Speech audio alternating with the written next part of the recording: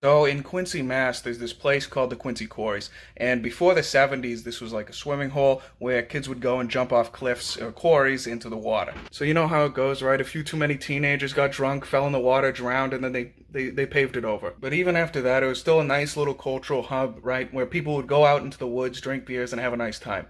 And there's a tradition of this place. People would go out, they'd hang hundreds of feet over the quarry walls, and they would spray paint their name and the year that they were there onto the wall.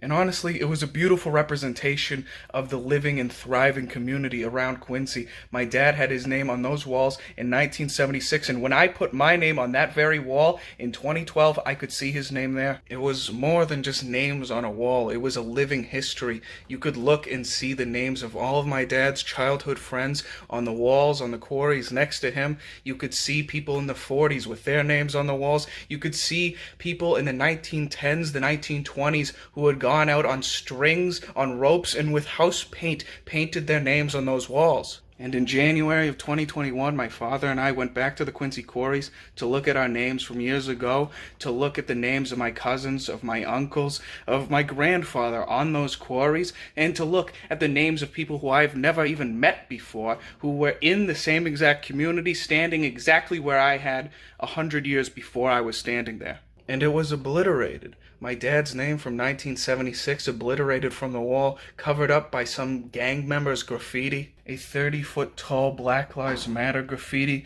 covering the spot where hundreds of people had put their names over the century. Sticking out from behind some drug dealer's tag was the lead house paint which some guy in the 1920s used to write his name on the wall. A place of my people, of my community, a place of remembrance and of heritage being defiled. Because America is changing, we have been replaced.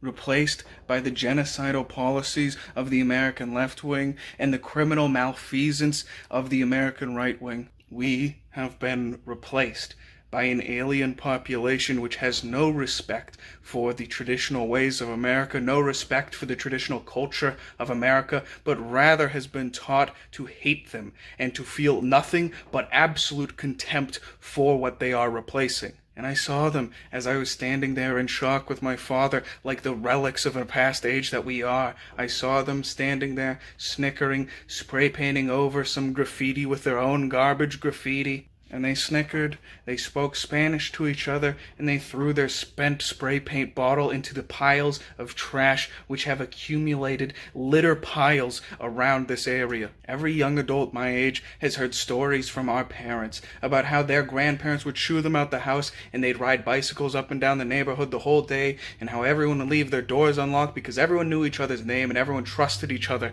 They had communities of trust. But the America of our parents is dead, and we, my generation, is left longing for a place and a time which we never experienced. And one day the America that we, my generation, was born into will be the same fantasy utopia as we tell it to our children. America isn't changing or being destroyed on its own. It isn't dying a natural death. It is being murdered by a political elite which is either indifferent or malevolent, but all the same believes that it can profit from this death. Regardless of how you suffer, regardless of what spirit, of what dream of America is extinguished in order to bring about their selfish desire for gain. America is being changed.